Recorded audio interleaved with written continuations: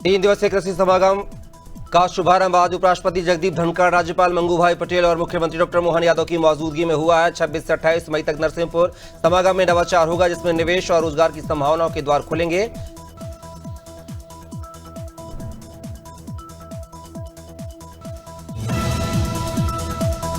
उत्तर प्रदेश के बस्ती जिले में एक एसी बस में चालक पर अज्ञात हमलावरों ने जानलेवा हमला कर दिया है। कोटा से गोरखपुर जा रही बस को रोककर हमलावरों ने चालक को बेरहमी से पीटा और झाड़ियों की ओर भाग निकले। घटना की सूचना पर पहुंची पुलिस ने घायल चालक को अस्पताल में भर्ती कराया, जहां इलाज जारी है।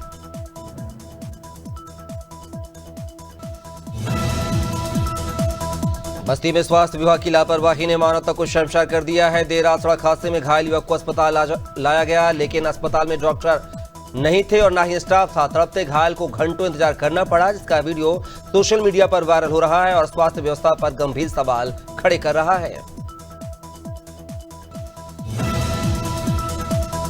बुरहानपुर जिले के शाहपुर थाना क्षेत्र के ग्राम तुरक गुराड़ा में एक सूने मकान का ताला तोड़कर अज्ञात बदमाश 5 लाख नगद और 23 तोले सोने के आभूषण समेत कुल 27 लाख की चोरी कर ले गए हैं। घर मालिक शादी समारोह में बाहर गया था। एसपी देवेंद्र पाटीदार और थाना प्रभारी ने मौके पर पहुंचकर जांच पड़ताल की है।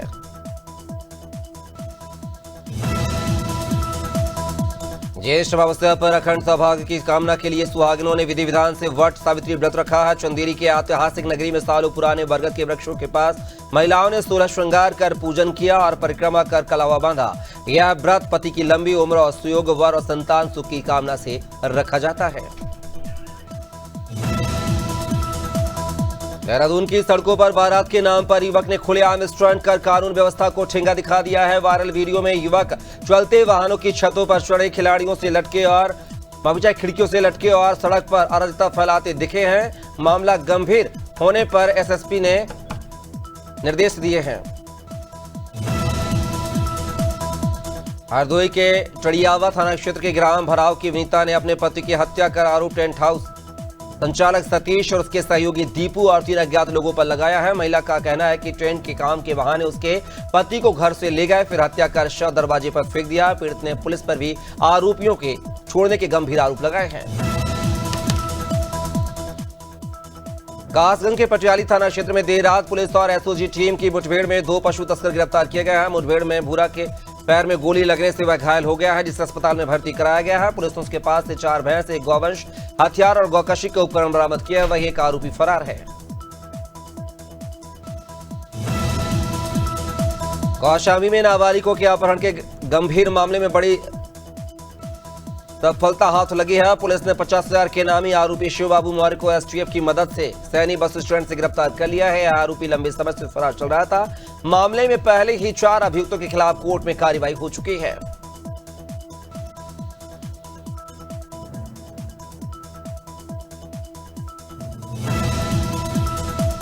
उन्नाव के माखी थाना क्षेत्र में शादी समारोह के दौरान हुई लूट का पुलिस ने खुलासा कर दिया है। 71 वर्षीय राम सजीवन यादव से 70,000 रुपए का बैग छीनने वाले आरोपियों में से एक को मुठभेड़ के दौरान गिरफ्तार किया गया है। पकड़ा गया युवक कारोवन निवासी ऋषभ है। पुलिस ने उसके पास से लूट का बैग, नकदी और तमंचा बरामद किया है।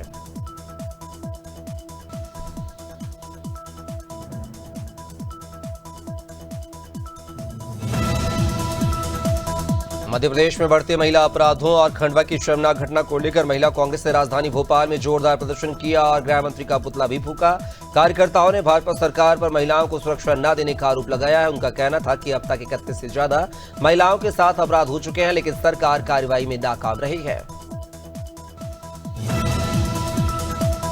छुरिया विकास खंड के ग्राम बमनी चार भाटा में पेयजल संकट को देखते हुए ग्रामीणों ने जनपद अध्यक्ष संजय कुमार सिन्हा से बोर खनन की मांग की थी। अध्यक्ष की तत्परता से 1 सप्ताह में बोर खनन शुरू हुआ है। ग्रामीणों ने आभार जताया है। भूमि पूजन के साथ जल संरक्षण के उपायों की जानकारी भी दी गई है।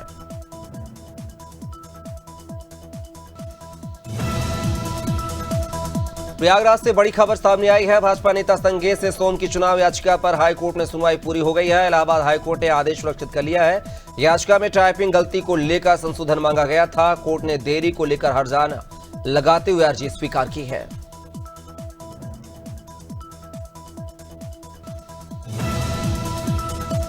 भारत दुनिया की चौथी सबसे बड़ी अर्थव्यवस्था बन गई है। ऐसे लेकर अब सियासत भी शुरू हो गई है। छत्तीसगढ़ के पूर्व सीएम भूपेश बघेल ने केंद्र सरकार को घेरते हुए कहा है कि अगर भारत चौथी सबसे बड़ी अर्थव्यवस्था बन गई है तो मनरेगा बंद क्यों है, तेंदुपत्ता क्यों नहीं खरीदे जा रहे हैं। वहीं इस पर बीजेपी विधायक अजय चंद्राकर ने कहा है भूपेश बघेल अब यह तय नहीं कर पा रहे हैं, वो भूल गए हैं वे मुख्यमंत्री नहीं है।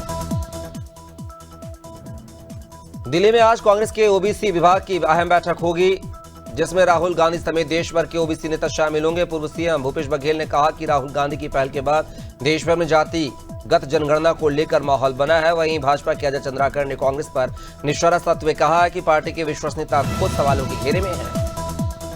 छत्तीसगढ़ में मंत्रिमंडल विस्तार न होने को लेकर सियासत तेज हो गई है। पूर्व सीएम भूपेश बघेल ने सरकार पर तंज कसते हुए कहा है कि सारे विभाग मुख्यमंत्री के पास हैं, लेकिन सवाल यह है कि फिर इन्हें चला कौन रहा है, चाहे वो शिक्षा हो, ट्रांसपोर्ट हो या फिर आबकारी विभाग। वहीं भाजपा विधायक अजय चंद्राकर ने बघेल के बयान पर पलटवार करते हुए कहा है कि कांग्रेस के पास करप्शन के अलावा कोई मॉडल नहीं है।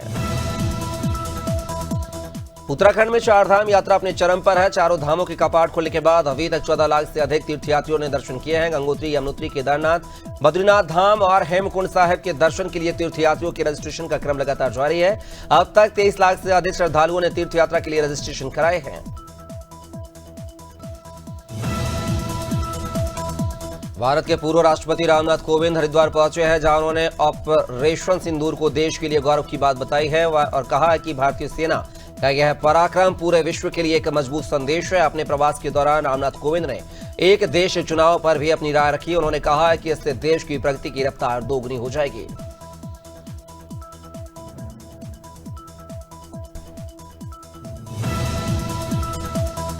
हल्द्वानी में वट सावित्री व्रत का विधि पूर्वक पालन हुआ है। सुहागिन महिलाओं ने पति की लंबी आयु के लिए बरगद के वृक्ष की पूजा की है। ज्येष्ठ माह की अमावस्या तिथि पर देवी सावित्री की कथा याद कर वट वृक्ष के तले पूजन किया गया। मंदिरों में महिलाएं श्रद्धा के साथ व्रत में शामिल रहीं।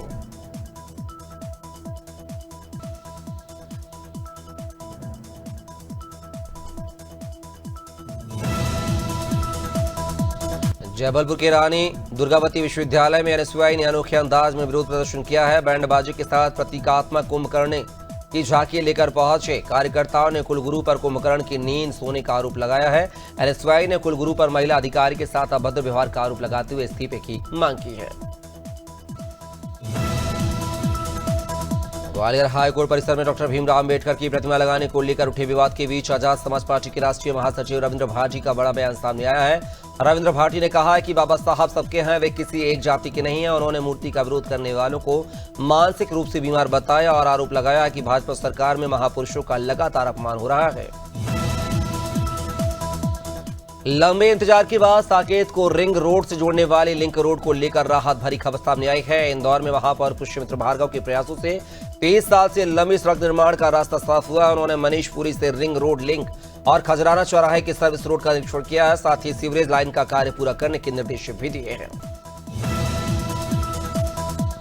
जांजगीर चांपा जिले में गरीबों के हक पर डाका डाला जा रहा है। मामला बलौदा विकास खंड के नवा गांव ग्राम पंचायत का है। बता दें कि सोसाइटी में गरीबों को मिलने वाले राशन पर सेल्समैन आशीष दुबे चेंदमारी कर रहा है और कार्डधारियों को कई महीनों से पीडीएस का चावल नहीं दे रहा है।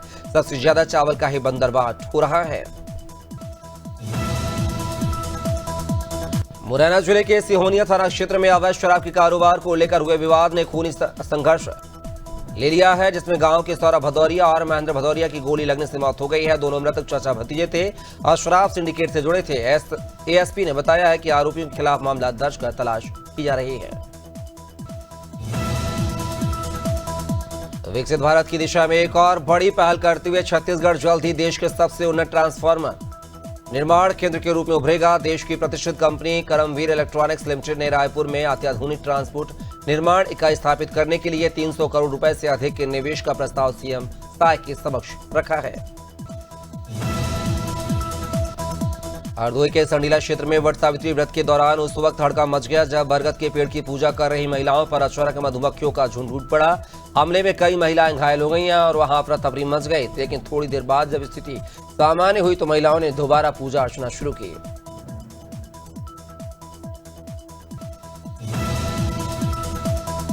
भारत में पिछले एक सप्ताह से कोविड-19 के 752 मामले सामने आए हैं, जिनके साथ ही देश में कुल मामलों की संख्या 1000 से अधिक हो गई है।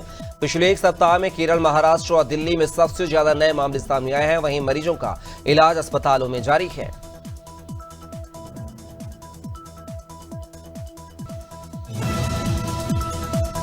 यूपी के फतेहपुर में रीलबाजों का आतंक है। शहर के अटल बिहारी वाजपेयी पार्क में रीलबाजों की गतिविधियां अब हिंसा में तब्दील हो रही हैं। रविवार देर शाम अश्लील रील बनाने का विरोध करने पर रीलबाजों और किन्नरों ने एक युवक को बेरहमी से पीटा है। घटना का वीडियो सामने आने के बाद पुलिस ने जांच शुरू कर दी है।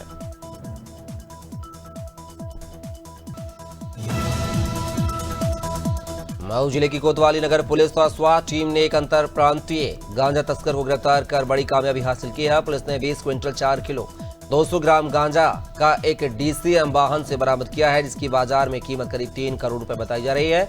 इस कार्रवाई में आरोपी सभाजीत चौहान को गिरफ्तार किया गया है।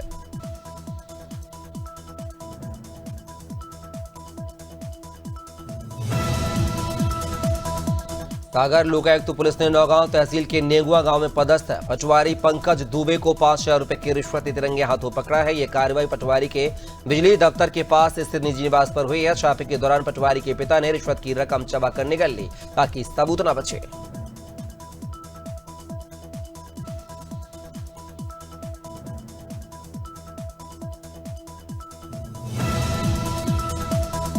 गोड्डा में भाजपा जिलाध्यक्ष ने जिस महिला को ऑफिस के अंदर गले लगाया, वह महिला सामने आई है। महिला ने सफाई दी है कि भाजपा जिलाध्यक्ष अमर किशोर कश्यप उसके भाई जैसे हैं। मेरी और भाजपा जिलाध्यक्ष की छवि खराब करने के लिए राजनीतिक साजिश के तहत वीडियो वायरल किया गया है। इसमें मेरी सामाजिक छवि को ठेस पहुंची है। दिल्ली के मुख्यमंत्री रेखा गुप्ता ने सभी एसडीएम और डीएम के साथ बैठक की है और जनता की शिकायतों को जल्दी दूर किए जाने पर चर्चा की है। सीएम रेखा गुप्ता ने कहा है कि जनता का सबसे पहला संपर्क एसडीएम और डीएम कार्यालय से होता है, जहां वे अपनी समस्याओं के लिए पहुंचते हैं। इसलिए सभी अधिकारियों को हर समस्या का समाधान करने के निर्देश दिए गए हैं। रायपुर राजभवन में आयोजित राज्य स्तरीय भारत स्काउट गाइड्स अलंकरण समारोह में राज्यपाल राम जेका ने सर्वश्रेष्ठ rover ranger scout and guide को राज्यपाल पुरस्कार से सम्मानित किया है। उन्होंने पर्यावरण संरक्षण और जलवायु परिवर्तन के प्रति जागरूक बढ़ाने पर जोर देते हुए सभी से पेड़ लगाने और पर्यावरण बचाने की अपील की है। देश में पेड़ों, नदियों और पहाड़ों की पूजा करना प्राचीन परंपरा रही है। वट सावित्री व्रत पूजा भी इसी के अंतर्गत आती है, जहां सुहागिन महिलाएं पति की लंबी आयु के लिए व्रत रखती हैं। इस दिन महिलाएं पति के लिए दीर्घायु और सुखी वैवाहिक जीवन के लिए निर्जला उपवास रखती हैं। रायपुर में सुबह से ही पारंपरिक परिधान में सजी महिलाएं वट वृक्ष के नीचे एकत्रित हुई। दक्षिण पश्चिम मानसून ने देश में तय समय से करीब एक हफ्ता पहले दस्तक दे दी है। छत्तीसगढ़ में मानसून के 5 से 6 जून के बीच पहुंचने की संभावना जताई जा रही है। रायपुर सहित कई इलाकों में नौतपा की शुरुआत से ही बादल और बारिश का दौर शुरू हो गया है। आज नौतपा का दूसरा दिन है और सुबह से हल्की बारिश ने मौसम सुहाना बना दिया है। हाथरस में एसओजी टीम और थाना सादाबाद पुलिस ने घरों से हुई चोरी की घटनाओं का खुलासा करते हुए 2 अभियुक्तों को गिरफ्तार किया है, जिनके कब्जे से चोरी के आभूषण, पीली और सफेद धातु, करीब 330 ग्राम सोना और 1 किलो चांदी, जिसकी कीमत करीब 34 लाख रुपए बताई जा रही है और 1,03,000 रुपए नकद बरामद किए हैं। कौशाम्बी में ऑनलाइन ठगी का शिकार हुए 17 पीड़ितों को राहत मिली है। ठगी गई रकम लगभग 6 लाख रुपए को जब्त करते हुए खातों में ट्रांसफर कराई गई है, जो साइबर क्राइम से लड़ने की दिशा में एक बड़ी सफलता मानी जा रही है। इस कार्यशैली को देखते हुए लोगों ने पुलिस प्रशासन की खूब तारीफ की है।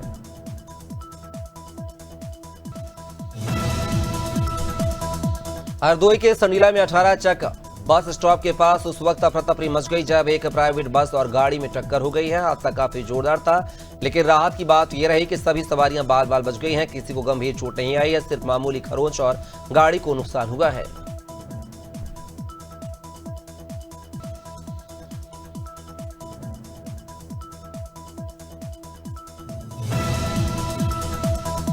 सहारनपुर के देवबंद क्षेत्र के गांव बास्ता में तेंदुआ दिखे जाने की खबर से सनसनी फैल गई है। सोमवार सुबह खेतों की तरफ जाते ग्रामीणों ने तेंदुए को भागते हुए देखा है। सूचना मिलते ही वन विभाग की टीम मौके पर पहुंची और सर्च ऑपरेशन शुरू कर दिया।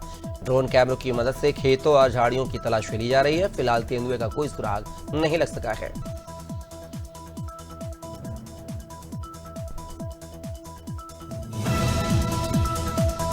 सुल्तानपुर में पुलिस को बड़ी सफलता मिली है। राकेश विश्वकर्मा हत्याकांड के 2 वांछित आरोपियों को पुलिस मुठभेड़ के बाद गिरफ्तार कर लिया गया है। आरोपियों को घेराबंदी के दौरान पकड़ने की कोशिश की गई है, लेकिन आरोपियों ने पुलिस पर फायरिंग शुरू कर दी है। जवाबी कार्रवाई में दोनों के पैरों में गोली लगी है, जिन्हें जिला अस्पताल में भर्ती कराया गया है।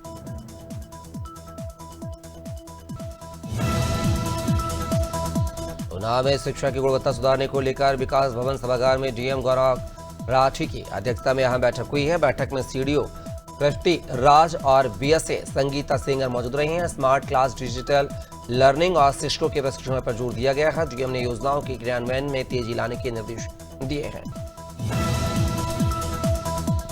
देवबंद के पांडुली मार्ग पर मरम्मत कार्य के बाद लगाए गए लोकार्पण शिलापट को कुछ शरारती तत्वों ने क्षतिग्रस्त कर दिया है। शिलापट पर राज्य मंत्री कुंवर ब्रजेश सिंह और विधायक देवेंद्र नीम के नाम अंकित थे। यह शिलापट गांव को जोड़ने वाली 800 मीटर सड़क के लोकार्पण के लिए लगाया गया था।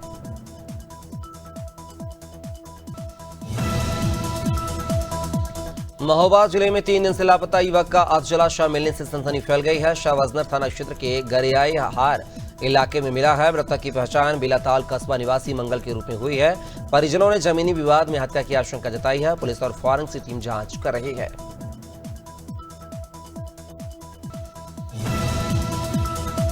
वट सावित्री व्रत पर सुहागिनों ने वट वृक्ष की पूजा की है। 16 श्रृंगार कर व्रत रखा और पति की लंबी उम्र की कामना की है। मंदिरों और पार्कों में वट वृक्ष के नीचे महिलाओं की भीड़ उमड़ी। परिक्रमा का रक्षा सूत्र बांधा और सत्यवान सावित्री की कथा सुनी। कथा सुनते समय कई महिलाओं की आंखें श्रद्धा से नम हो गई।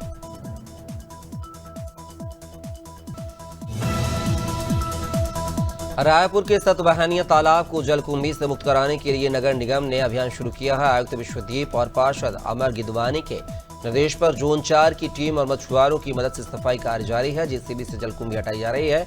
उद्देश्य पर्यावरण संरक्षण और स्वच्छता सुनिश्चित करना है।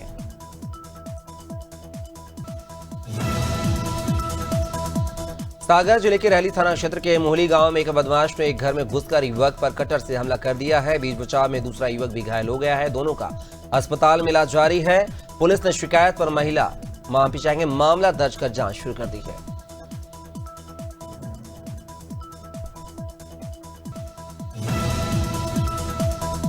मध्य प्रदेश में नौतपा की शुरुआत इस बार थोड़ी हैरान करने वाली रही है, क्योंकि नौतपा में गर्मी का दौर सबसे ज्यादा रहता है। लेकिन इस बार नौतपा में बारिश और आंधी तूफान दिखा जा रहा है। 28-29 मई तक राज्य में ऐसा ही मौसम बना रहने की संभावना है। मौसम विभाग ने 44 जिलों में आंधी और बारिश का अलर्ट जारी किया है। धमतरी जिले के नगरी निवासी अतुल गोलछा ने भारतीय वन सेवा IFS परीक्षा में देश भर में 27वीं रैंक प्राप्त कर प्रदेश, जिला और नगरी का नाम रोशन किया है। नगर आगमन पर उनका भव्य स्वागत किया गया है। अतुल ने पहले जैन मंदिर में दर्शन किया। इसके बाद स्वागत रैली निकाली, जो नगर के मुख्य मार्गों से होकर ओसवाल भवन तक पहुंची।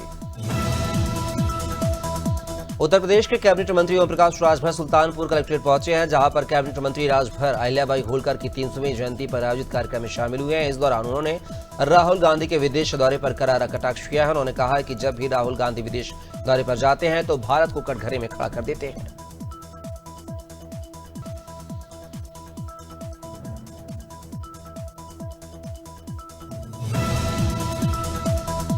राज्य मंत्री दिनेश प्रताप सिंह 2 दिवसीय दौरे पर कुशीनगर पहुंचे। उन्होंने बेसिक शिक्षा विभाग के महत्वपूर्ण कार्यक्रमों में हिस्सा लिया है। इस दौरान शिक्षा के क्षेत्र में उत्कृष्ट प्रदर्शन करने वाले दर्जनों शिक्षकों व मेधावी छात्रों को प्रशस्ति पत्र और टैबलेट देकर सम्मानित किया है। उन्होंने इस कार्यक्रम को देश के उत्थान के लिए महत्वपूर्ण पहल बताया है।